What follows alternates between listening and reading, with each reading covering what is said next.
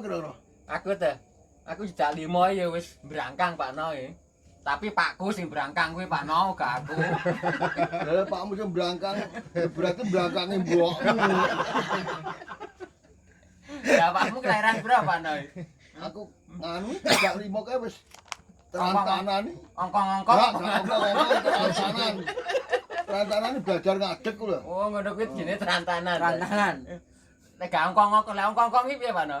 Lah kok tangane karo sikile padha. Ngene.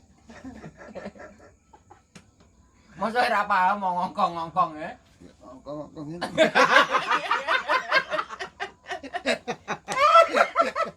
Kowe ngrokok sih ben rada cerdas nek Pak No.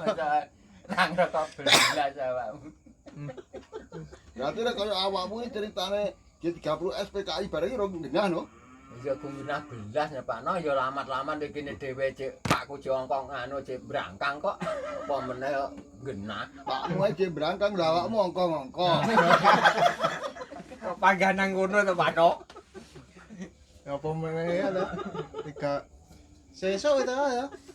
Weh, awake dhewe ndelok filme ngene mana ya ngumeri ya. Wah, Jan pane kok endi sing salah endi sing bener masaku kok gak iso bedakne piye ta Pak No? Ya kaya awake dhewe. Film ngono kok lho. Awake dhewe ya ora iso kebedakno awake dhewe ora roh.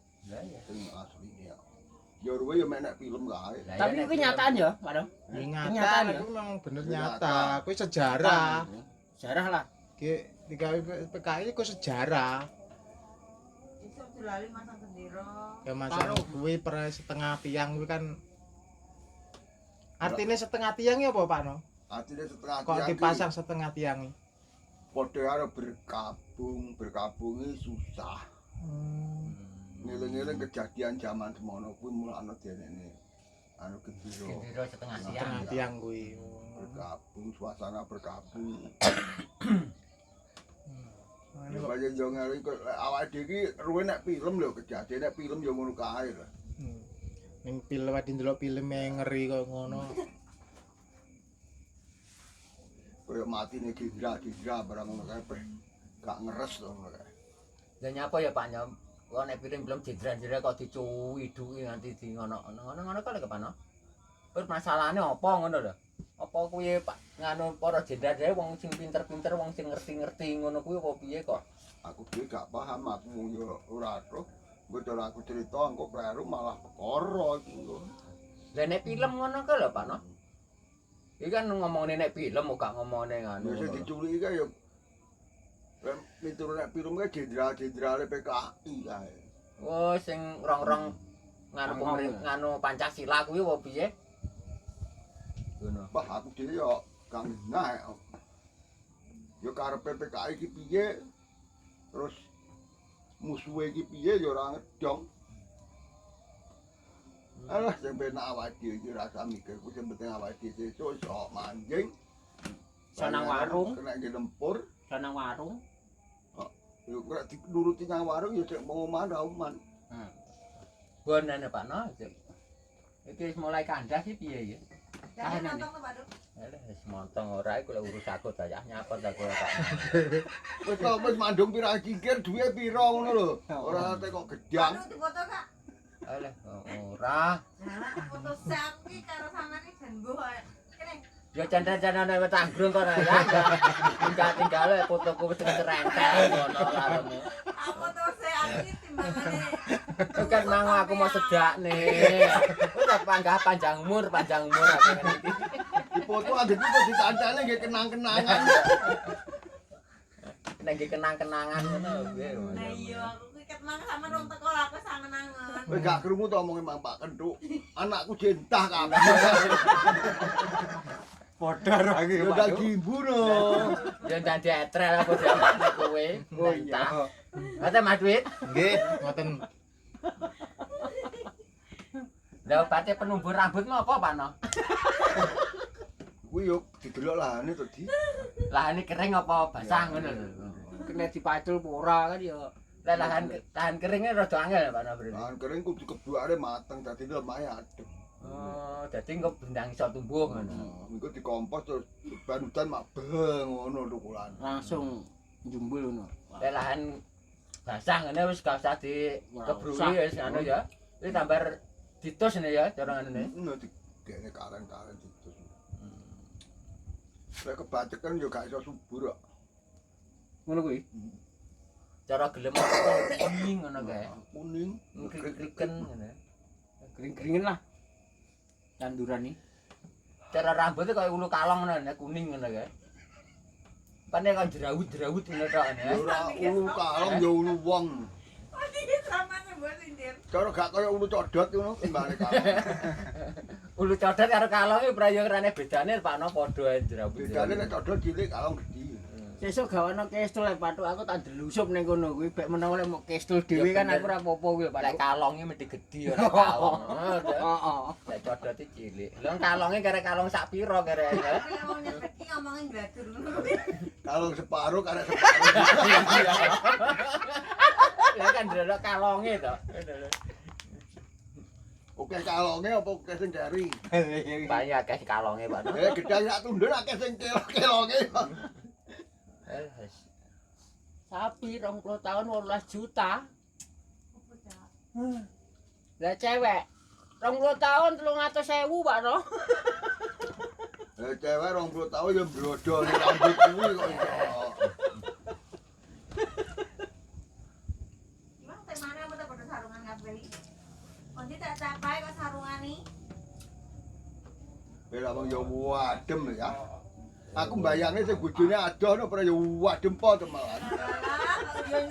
Aku petak koyo men. Lah sing teku nggon bojone kok ndak lucup jerone dianter no anget. Sira ketunggon ngene iki lho. Ya mesti gawe sarung ngene iki to.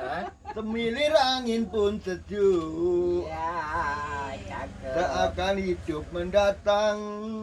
Di malam hari. Gantung entai we. Ora ngerti no lagu. Kamu kan dia Cak. Biasa. Tahlilan ngono ya. Ya sing mesti kuwi bar tahlil kan ya mesti rada. Mas aku lek nek wong slametan awakmu sacet lho Pak. Undangan pasti. Dilukas ndak tambah we tahlilmu. Ya sapa? Tak dulu. Gua oleh kijo apa tuh bikin. Oh, alah. Wis arep wis foto ki mulai. Ngene Pak Kidi. Ini Pak Kidi. Karo Katya wis ape difoto jenenge canda-candane warung iki ya. Lah balik ngombe obat lagi. Tinggal jenenge fotone sing trentel ngono jenenge. Gablok kan ya. Hanya yang duwe warung ya glogok ta. Nyedakne wong cek urip e. Wis seneng lek nasabahmu sudah ngono. Bolak balik kowe pesen apa Pak Tu ngono iki. Mau jadi tari wae mangan apa piye? Terus lak semaput ora ya gitu. Ngono kuwi ya. Nglarisne dagangane ngono kuwi. Ora. Mesti enek menu baru. Kan nek pesan terakhir kan ya ngono lho Mas. Kowe sesuk tak digene rujak gratis. Buat tinggal kowe tak ikoni karo jangan sop ngono. Oh jangan sampai ditawa-tawa. Pokoknya wis istimewa ngono. Kene capje menengah. Kene capje menengah ke atas. Rimoso. Ora iki yo mek lek ora kagati karo Patuk ya ora ngono kuwi. Priyane Tenang, ya. enak nasi padang itu Pak. Jenate mbokku kae ya. Nek dijangane sok nek dindone ngadu bilah. Lah nyapa? Lah omong lah wong larang nglangi omong pakane wong ya ngono ya. Iki padha larang nglangi kok kuwi. Dan lagunya mending malam ini malam terakhir bagi kita. Asik. Untuk mencurahkan rasa rindu di dada. Karo fotonya dicantol-cantol. Ya kuwi. Kuwi iki lah 10.000. Ning ulun kan banget biasa. Oke ngarepan, Apa keng tuh, Pak jero. Ora apa-apa ya. Iki jawabmu ngene lho.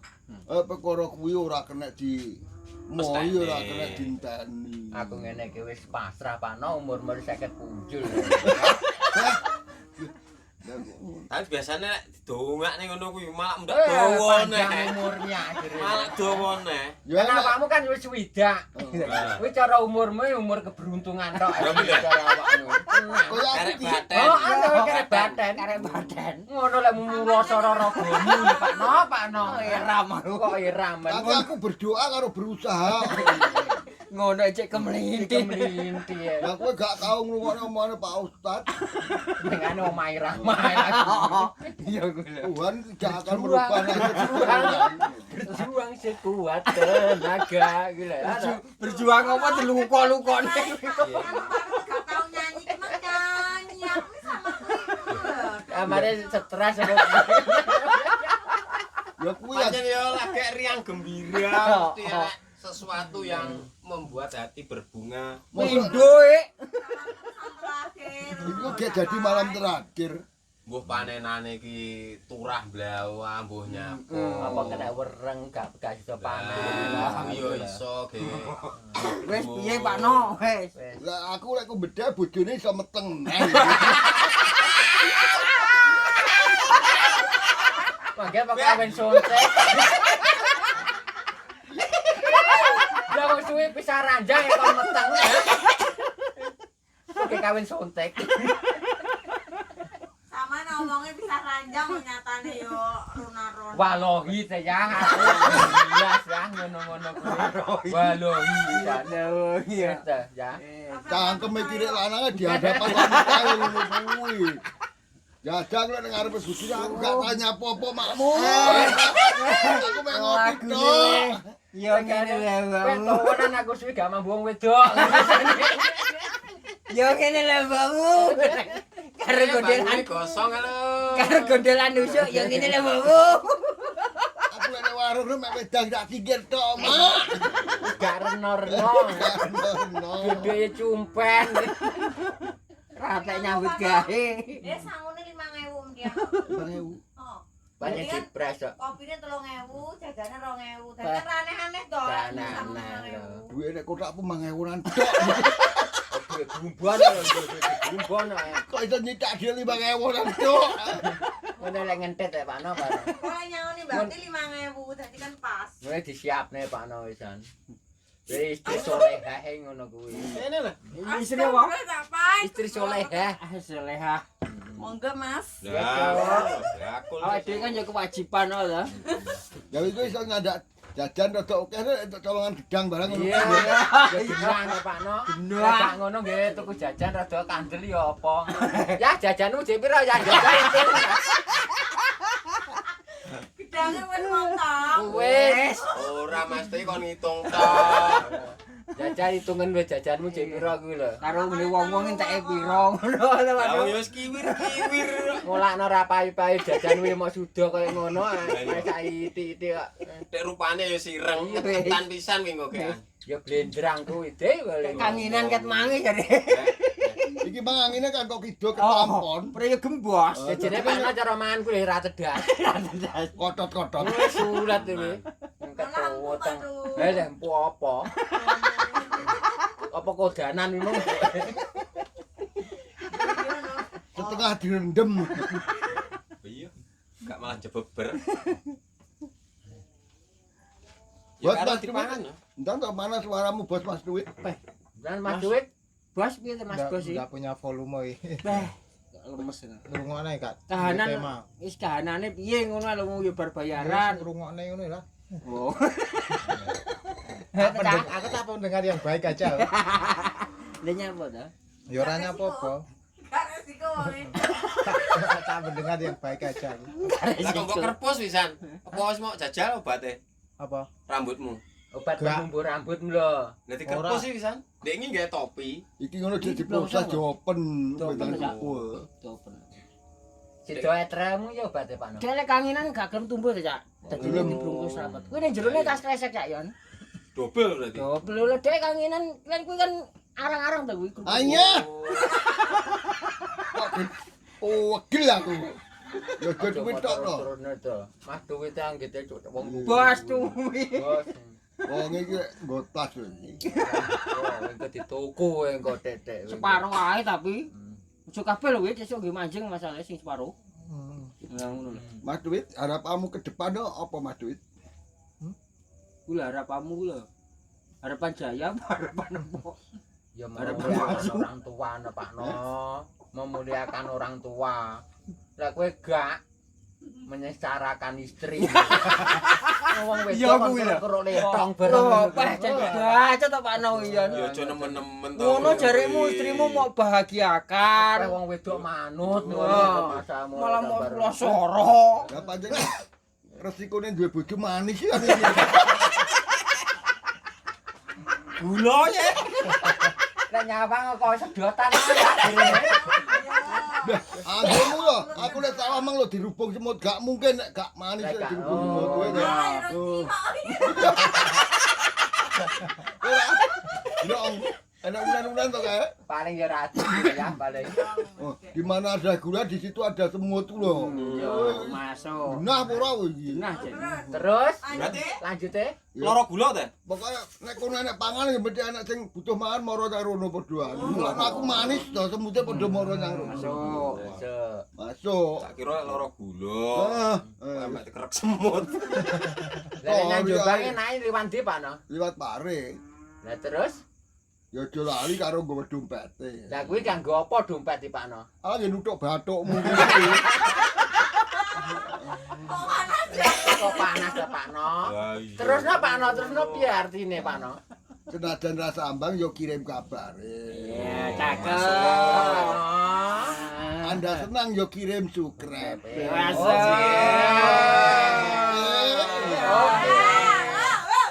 Panganane seret kayak gak bisa. Ini yo. Tahu itu tuh aku.